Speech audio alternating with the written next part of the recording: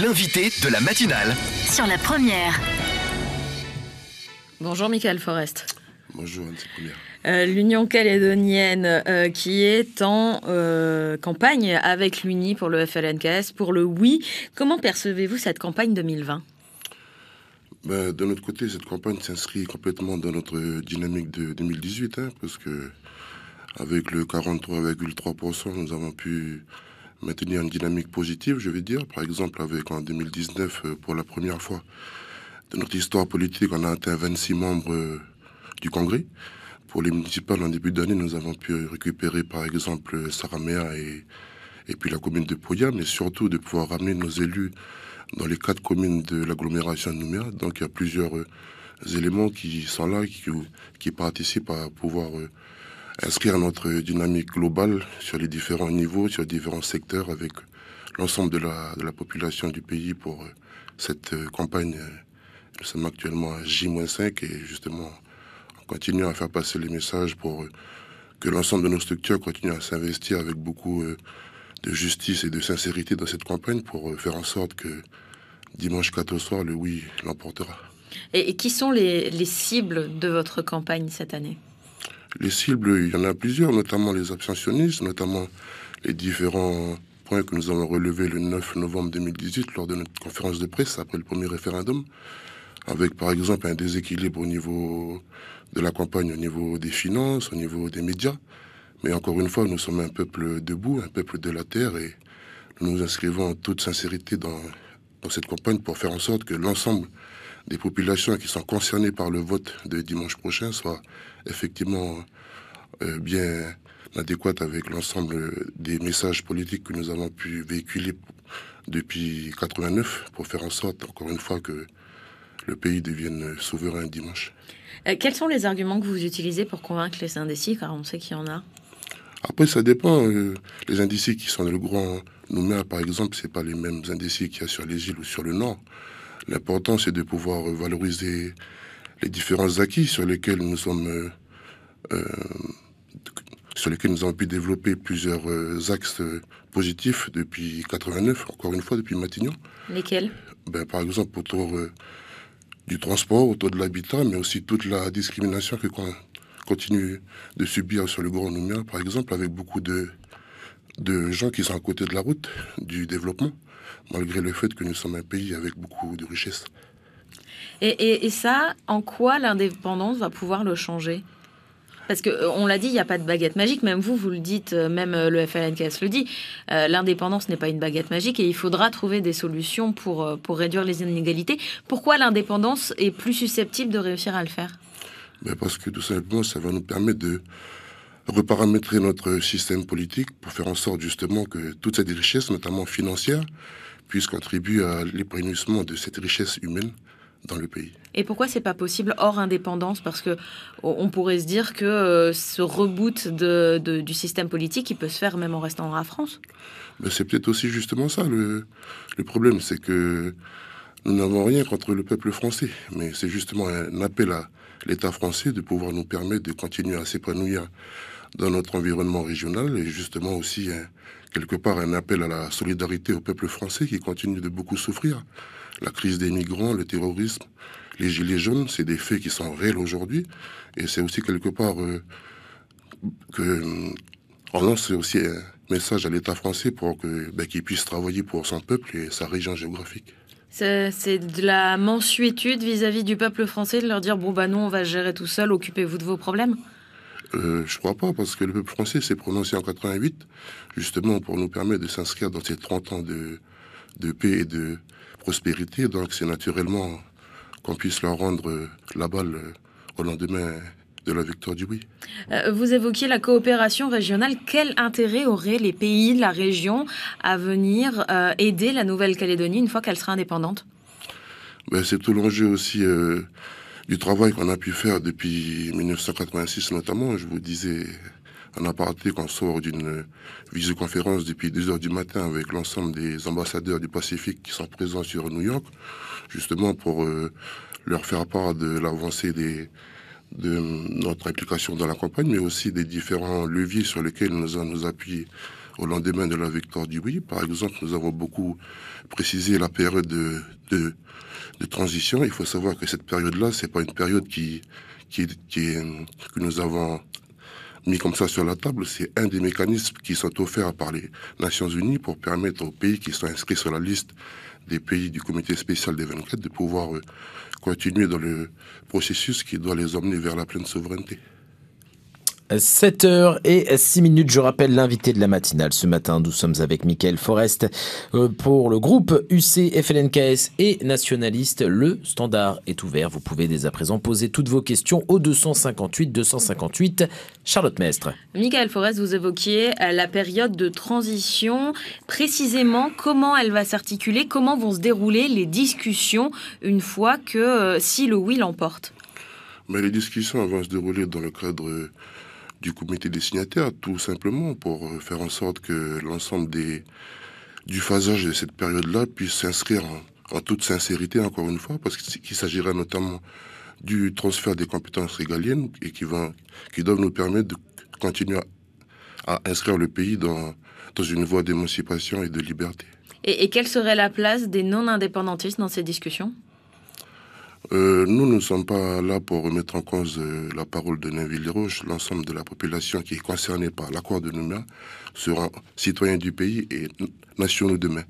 Il n'y a personne qui sera mis dehors pour telle ou telle raison, telle ou telle communauté. Au contraire, nous avons aussi bâti notre projet politique sur l'apport de ces différentes vagues d'immigration et qui sont aujourd'hui là sur le terrain avec nous, sur la vie de tous les jours dans la cité, et c'est aussi important de pouvoir les associer pleinement dans les discussions qui vont construire le nouvel État. L'un des sujets qui fait particulièrement débat, c'est la nationalité. Quels seraient les critères pour que ceux qui ne sont pas citoyens calédoniens aujourd'hui puissent acquérir cette nationalité kanak ? Il y a plusieurs indicateurs classiques qui sont sur la table aujourd'hui, mais encore une fois, laissons-nous le temps de finir cette campagne à 5 jours du référendum. Quand on gagne dimanche et qu'on va mettre l'ensemble des éléments sur la table avec tous les partenaires pour, encore une fois, pouvoir rédiger un projet de constitution qui sera soumis au peuple d'ici le 26 juin 2023. On se dirige du côté du standard pour accueillir Audrey. Bonjour Audrey, vous avez une question à poser, on vous écoute. Oui, bonjour tout le monde, bonjour Monsieur Forest. Bonjour Audrey. J'ai une petite question concernant la santé. Quelles sont vos garanties justement de prise en charge de la santé? Moi je pense aux parents qui ont des enfants malades, à nos vieux. Quelle garantie vous avez derrière? Merci Audrey pour votre question. Mickaël Forest, la continuité des soins et la garantie qu'on pourra continuer à être soigné comme on l'est aujourd'hui. Sur la garantie du financement, je crois que les choses elles ont été assez dites. Et notamment on peut toujours les répéter. Prouvées par le fait que l'ensemble du système actuel il est financé notamment par une bonne partie des cotisations du peuple calédonien. Mais cette consultation doit aussi nous offrir l'opportunité d'ouvrir aussi, d'explorer de nouveaux secteurs, par exemple avec la région autour de la formation des médecins, mais aussi avec, par exemple, l'appui d'un pays comme Cuba qui a aussi donné beaucoup de garanties, d'assurance avec la France, notamment pendant la crise du Covid. Mais sur le financement, je crois que à l'heure actuelle, le travail des Calédoniens, en tous les cas, toutes les cotisations, que ce soit au niveau du public et du privé, doivent continuer à nous garantir demain une mise en œuvre sincère de ce financement-là. Mais enfin, les cotisations, on sait que ça suffit pas. Le RUAM est régulièrement en déficit et même en déficit chronique. Il y a des gros problèmes de financement déjà de la politique de santé. Donc, comment pourrait-il en être autrement et mieux financé si la Nouvelle-Calédonie était indépendante ? C'est justement l'objet de notre projet politique. C'est-à-dire qu'il y a beaucoup de richesses qui sont là, mais qui ne profitent pas à la population concernée, notamment pour le financement de la santé. Je crois qu'il y a d'autres sources de financement qu'on a pu identifier. Lesquelles ? La fuite des capitaux, par exemple, où il y a une bonne partie qu'on pourrait utiliser justement pour conforter le financement de notre politique de la santé. On se dirige de nouveau du côté du standard pour accueillir Olia. Bonjour Olia, vous avez une question à poser, on vous écoute. Oui, bonjour.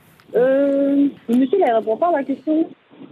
Laquelle ? Il dit que pour la santé, comme quoi que il y aura des aides, mais si la France se retire, parce que c'est ce qui va se passer si le oui emporte. Mais comment on fait pour la santé s'il n'y a plus de sous dans les... Déjà, en temps normal, il n'y a déjà plus rien. Donc, il faudrait que ce monsieur-là m'explique bien parce que j'ai un peu du mal à le comprendre. Michael Forest, si vous pouvez préciser quand vous évoquez l'aide de, par exemple, de Cuba, l'aide des pays de la région, l'aide de la France en matière de santé, concrètement, en quoi ça consiste? Quelle enveloppe? Est-ce que ça a déjà été arrêté? Concrètement, il y a plusieurs milliards qui sortent du pays tous les ans. Et concrètement, notre projet politique va nous permettre de pouvoir reparamétrer ces différents flux des capitaux, ces différents mécanismes qui ne nous permettent pas de pouvoir utiliser cet argent qui est produit dans le pays avec plus de 1000 milliards par an. Il y a de quoi faire. Après, il faut continuer à faire confiance à nos élus, justement, pour faire en sorte de pouvoir donner des garanties sincères. En tous les cas, on a du financement, du cash qui sont sur le pays et qui sortent tous les mois. Et c'est notre volonté demain de pouvoir réorienter cette fuite des capitaux sur la santé, mais aussi sur la formation, sur l'aménagement du territoire, etc. On se dirige de nouveau du côté du Standard pour accueillir cette fois-ci Anémone. Bonjour Anémone. Bonjour, oui, j'ai une question pour M. Forest. On vous écoute. Moi, il n'y a pas de souci, je vais voter oui, mais je voulais juste savoir aujourd'hui comment on fait si dans le temps il y aura une diaspora kanak qui s'installe en Kanaki, justement. C'est quoi les garanties derrière qui pas après un monopole du pouvoir, de l'économie par une élite de Kanak? Michael Forest, est-ce que vous voulez qu'elle précise sa question? Qu'est-ce que vous entendez, Anémone, par diaspora kanak? Comme ça, c'est aujourd'hui, c'est quelques-uns qui ont le pouvoir, et puis nous, les petits Kanaks, on est à côté. Michael Forest? Oui, je ne pense pas que cette diaspora-là va se développer.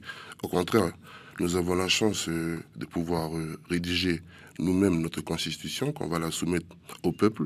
Et il y aura des garanties juridiques, il y aura différents leviers qui vont permettre justement de pouvoir mettre en œuvre tout ce qu'on dénonce depuis. C'est-à-dire que un pays riche comme le nôtre, que ce soit au niveau financier, humain et même naturel, notre population doit être meilleure, doit être plus sincère, plus à l'aise dans ce pays. Et non construire encore plusieurs inégalités au niveau social, au niveau des diasporas qui vont nous emmener vers de la division, je pense pas. Autre question du côté du Standard. Monique, bonjour Monique, on vous écoute. Bonjour messieurs et madame. Voilà, je voulais poser cette question. Le dernier référendum, il y a 2 ans, en 2 ans, ils auraient pu réfléchir. Déjà, pour la monnaie kanak, là, le oui va l'emporter. Si le oui l'emporte, on va faire comment? Parce que notre chef de France a bien dit, il a bien dit qu'il n'y aurait plus d'argent de la France. Alors, en 2 ans, ils n'ont pas fait grand-chose pour passer ce pas pour 2020. En 2 ans, ils auraient dû déjà réfléchir, même en 30 ans. Ça fait plus de 30 ans que ça dure, ce truc-là. Ils n'ont rien fait. Là, du jour au lendemain, le oui, mais le oui, il va continuer comment, là?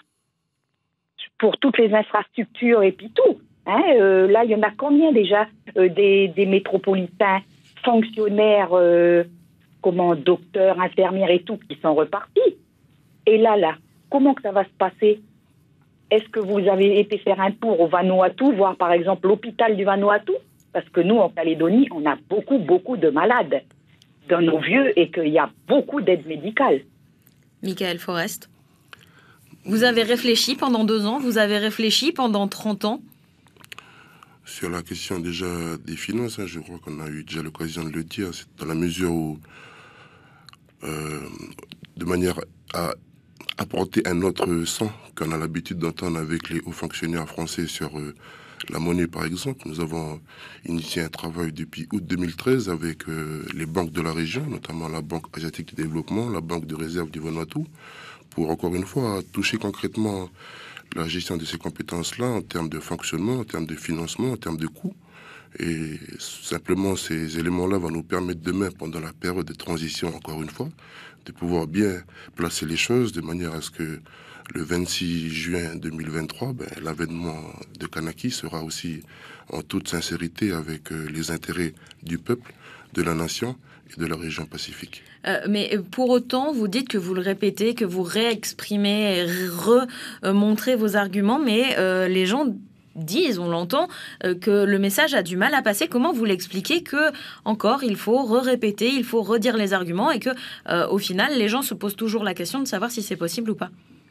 Oui, c'est aussi, encore une fois, et surtout sur cette partie-là de la monnaie, une compétence de la puissance de tutelle. Hein. Donc on voit bien comment la Banque de France, l'AFD ou d'autres structures de développement français en matière monétaire se cherchent encore. Hein. On peut prendre plusieurs exemples dans les Caraïbes, dans les pays d'Afrique. Mais encore une fois, pour nous, c'est la pleine souveraineté, c'est aussi quelque part rendre aussi l'appareil à l'État français pour qu'il s'occupe plus de son peuple.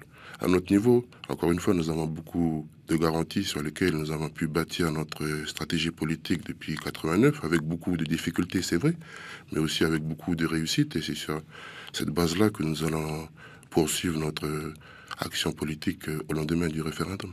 Au lendemain du référendum, si le non l'emporte, quelle sera l'action du FLNKS? Si le non l'emporte, oui.